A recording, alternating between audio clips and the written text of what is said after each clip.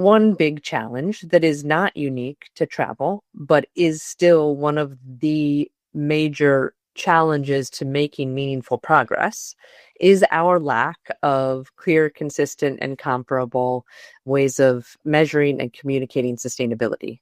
That's an evergreen challenge. It is in all industries, and it will fundamentally hinder our ability to make progress if we do not solve that.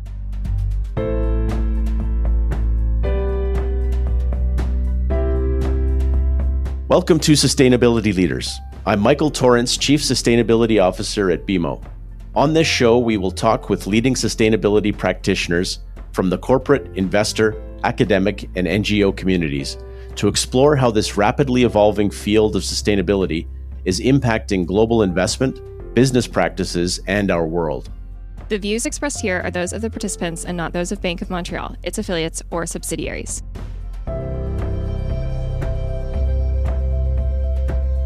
Welcome back to another episode. I'm Melissa Fifield, and I lead the BMO Climate Institute. Today, we're talking about sustainable travel, and I'm really pleased to be joined by Kate Heiny, Vice President of Sustainability at Booking Holdings. Before we get started, a little bit about Booking Holdings. It's the world's leading provider of online travel and related services through 5 primary brands, which we've all likely had some connection to in our travel experiences: Booking.com, Priceline, Agoda, Kayak, and OpenTable. The mission of Booking Holdings is to make it easier for everyone to experience the world. Welcome, Kate. Hello. Thank you for having me, Melissa. I'm excited to be here. Could you please share with our audience a bit about your background and what led you to the sustainability space and eventually now into the travel industry? Sure. We've known each other for quite a number of years, so I think the journey's not a short one. I first got interested in sustainability probably a little bit earlier than sustainability really existed. Well, sustainability has always been around. I don't want to undercut that importance. But in the, let's say, mid-2000s, I was doing environmental consulting and getting a bit frustrated with cleaning up spills in the ground, and took some time to determine what it is that I might want to do in my life when I grew up. And I decided to go back to business school, and with the belief or the hypothesis that working within a business, you could make more informed decisions that include social environmental criteria and decision making, and thus kind of improve better business outcomes. So I was in business school. I was looking for an organization to work for, and I started the sustainability work at Target and then led that for about 8 years, living in Minnesota, working for the wonderful organization of Target. After that, I moved to Brussels and I worked for C&A, not a brand that's well known in the US, but a global apparel brand. I led the global sustainability teams there in Brazil, Mexico, China, and Europe. From there, I went online and I worked for Europe's largest fashion platform, Zalando, based in Berlin. And at that point, I'd been in kind of the consumer goods, the online, the offline space for a number of years. And this opportunity at Booking Holdings came to me and felt like a really beautiful mixture of all of the things kind of structurally that I'd been working in, whether it was a public US company or a private European family-owned company, and then the online, the offline. So I joined Booking Holdings, and I've now been here for just over 2 years. I'm really excited about it. It's been fun to know you through all of those different chapters of your journey. And you're a professional traveler in your own right. What excites you the most about the intersection of travel and sustainability in particular?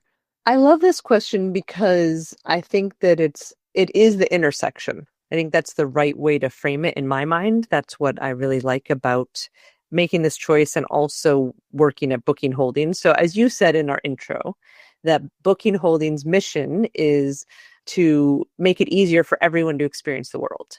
And of course, in order to do that, we need a world worth experiencing, right? So there's this beautiful alignment for us in terms of making sure that we continue to make travel available for billions of people and journeys in the future, and that the world is a place that everyone wants to experience, At the same time, when I think of travel, like I just was mentioning, I think it's such a human experience. It is a way that we connect. It is a way that we foster cultural exchange, that we deepen shared understanding. It's just this really meaningful experience that we can have as humans. And I love the Mark Twain quote that travel is fatal to ignorance, bigotry, and narrow-mindedness. And so travel is important. It also has a lot of, as we all know, challenges, whether it's rising emissions, overcrowding, increasing pressure on local ecosystems and communities, right? Like there's a lot of work for us to do. That's the kind of the importance and the size. But Booking Holdings, as you also mentioned, is one of the largest travel organizations. And I mean, we booked over 1.1 billion room nights last year alone in 2024. Like that's big. That is a great example of how our platforms can help people really explore every corner of the world and of the planet. So as one of the largest organizations or leaders in travel, we can help to shape one of the world's largest industries. WTTC, the World Travel and Tourism Council, said that in 2024, travel accounted for $10 trillion of the global GDP. And they expect, according to WTTC, that in 2033, travel will contribute $15.5 trillion of GDP. So like just to the size of the influence and the size of impact that we have, I think is also incredible. Help us understand the context a little bit. You spoke about the challenge, the opportunities that are out there.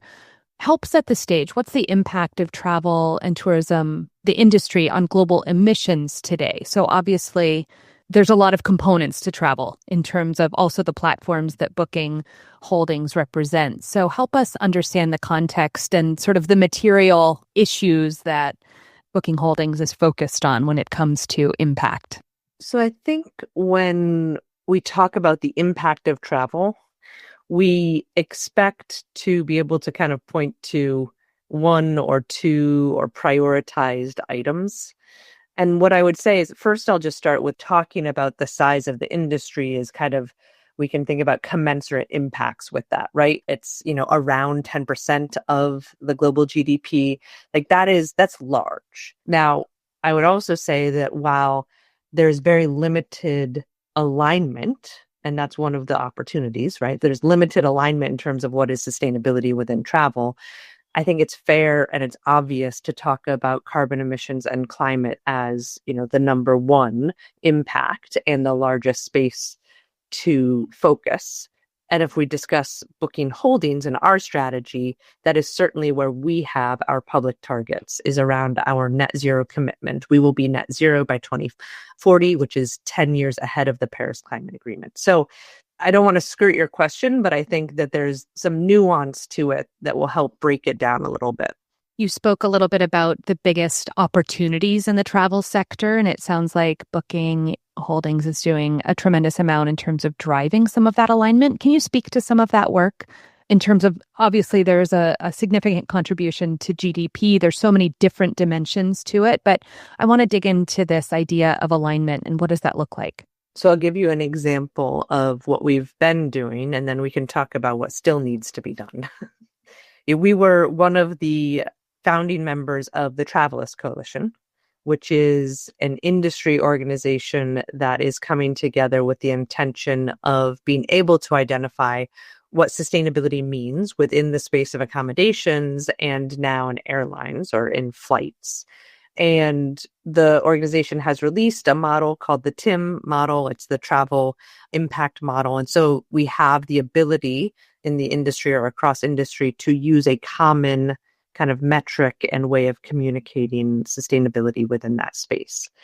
That, as you know, having worked in industry organizations before in the apparel sector, is a challenge. It's a challenge in every sector. It is not travel alone. It is not apparel. It is in all sectors. We have a lack of alignment on what sustainability means, how to measure it, how to communicate it.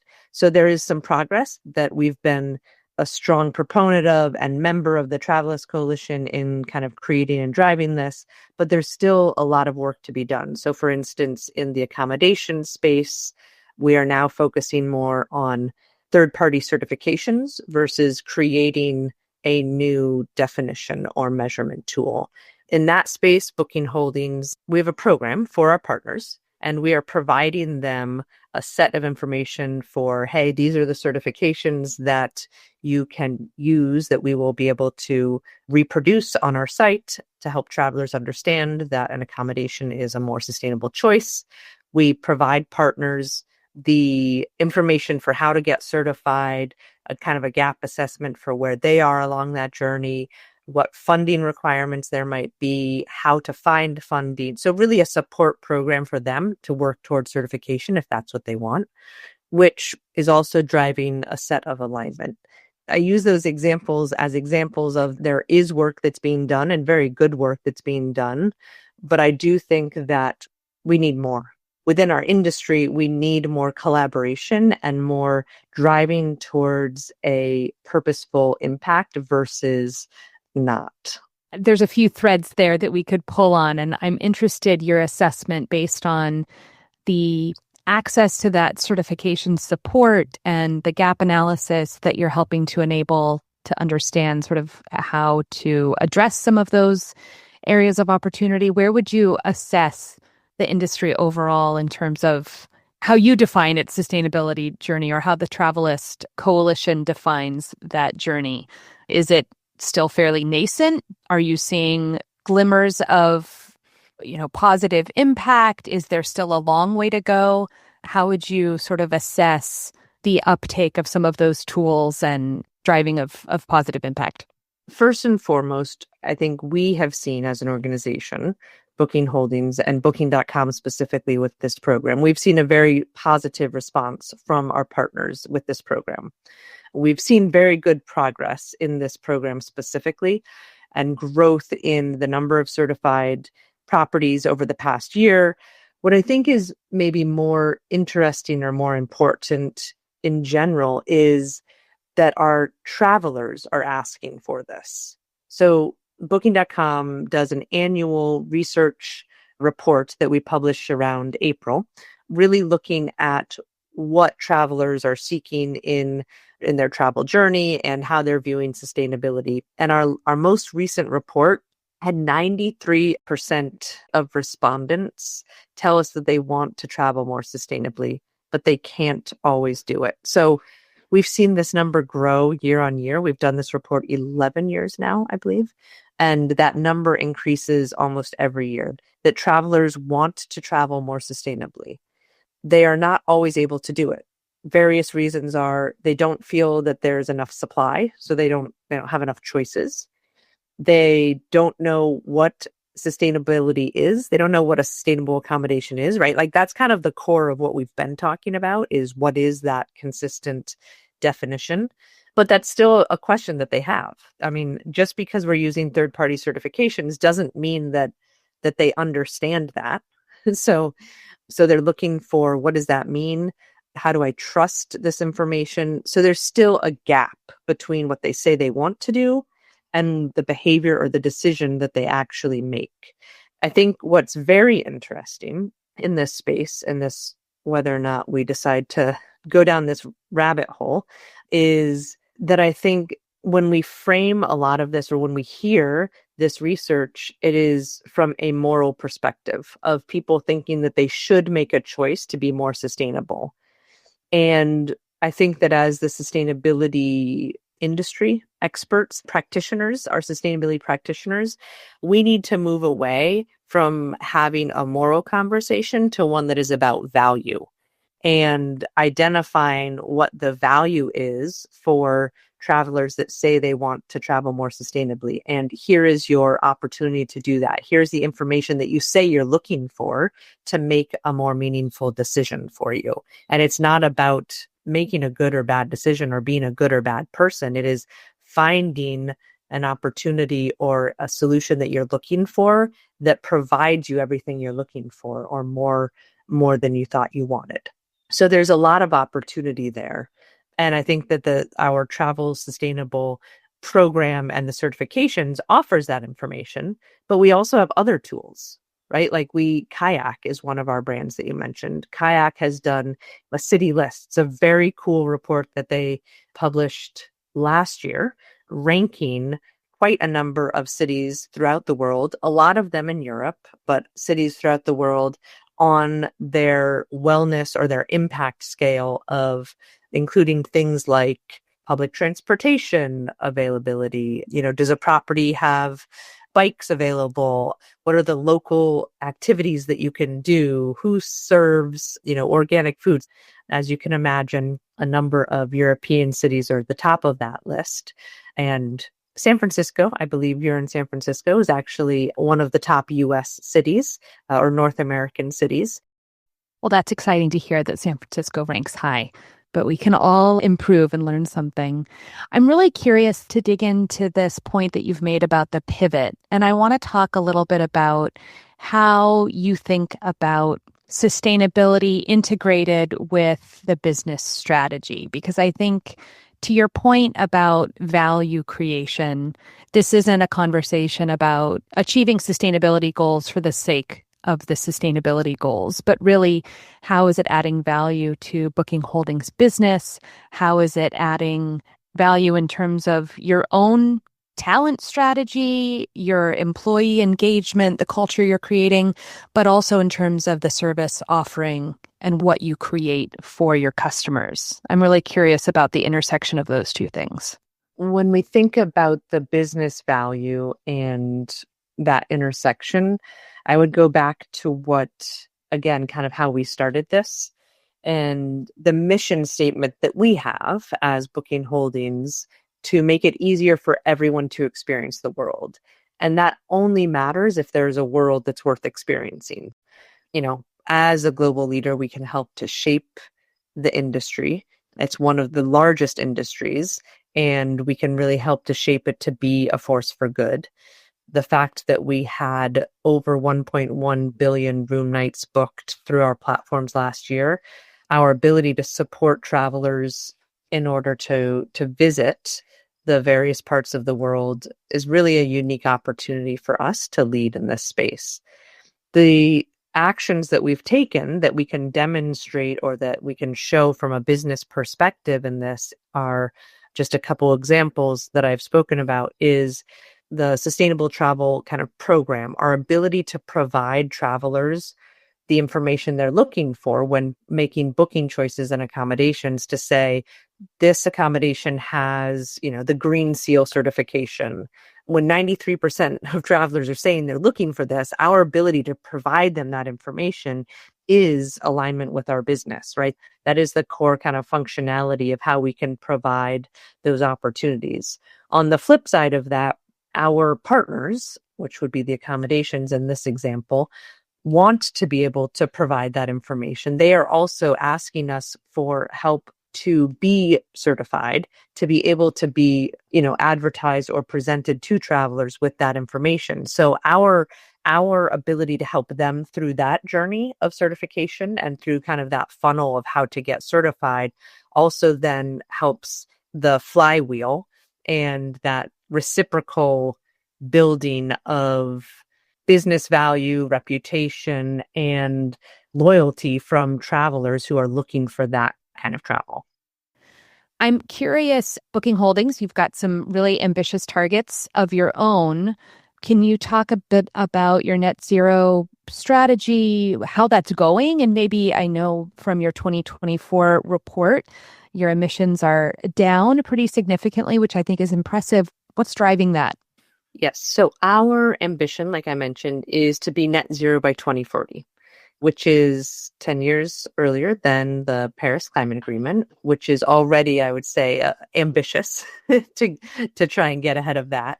And like you said, we are on track to meet that objective. So our near-term targets for scope 1 and 2, so scope 1 and 2 is to have a 95% reduction by 2030, just 5 years from now.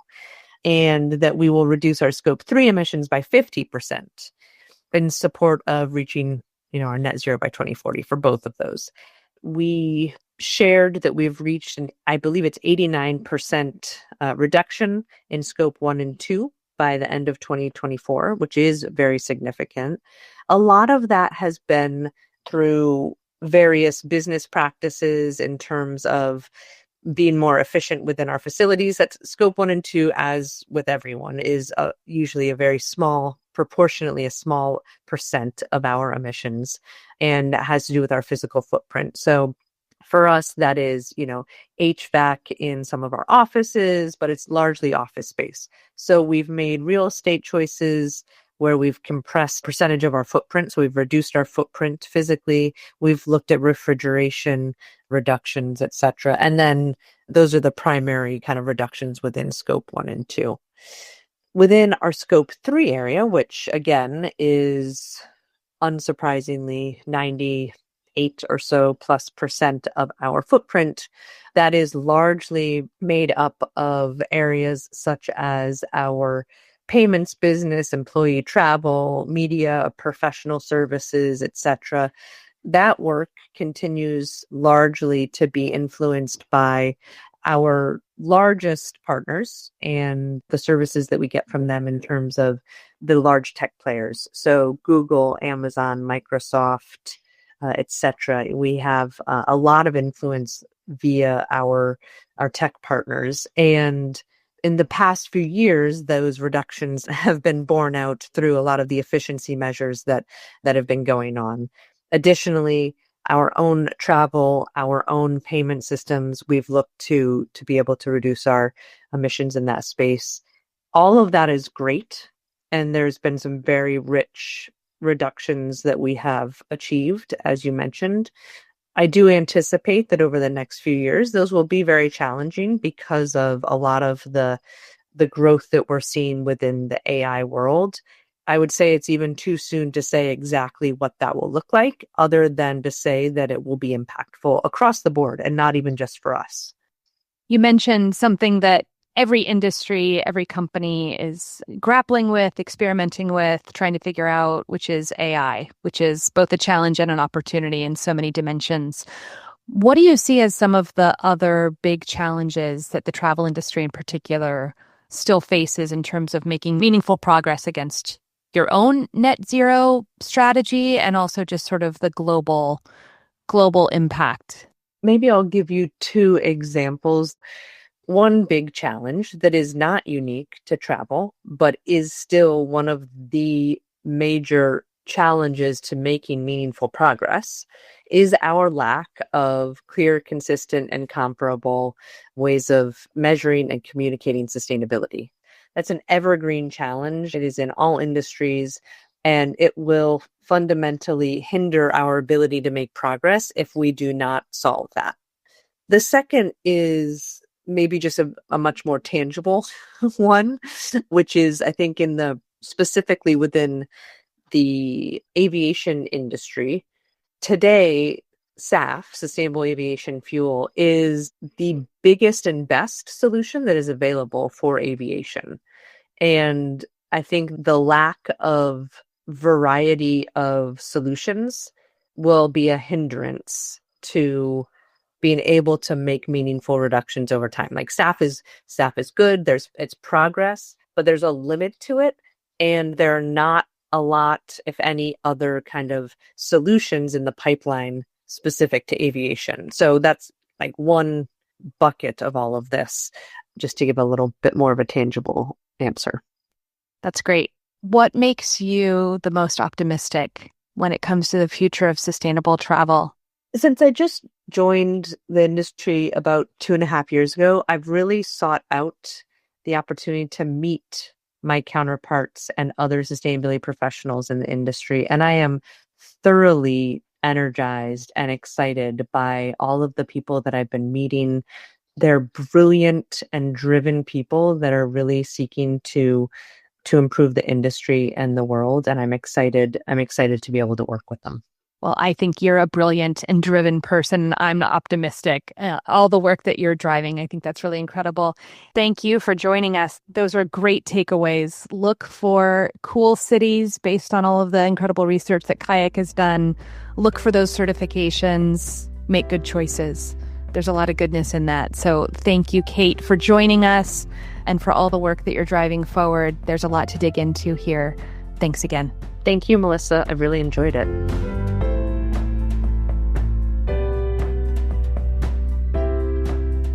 Thanks for listening to Sustainability Leaders. This podcast is presented by BMO. You can find our show on Apple Podcasts, Spotify, or your favorite podcast player. Press the follow button if you want to get notified when new episodes are published. We value your input, so please leave a rating, review, and any feedback that you might have, or visit us at bmo.com/sustainability leaders. Our show and resources are produced with support from BMO's marketing team and Puddle Creative. Until next time, thanks for listening and have a great week. For BMO disclosures, please visit bmocm.com/podcast/disclaimer.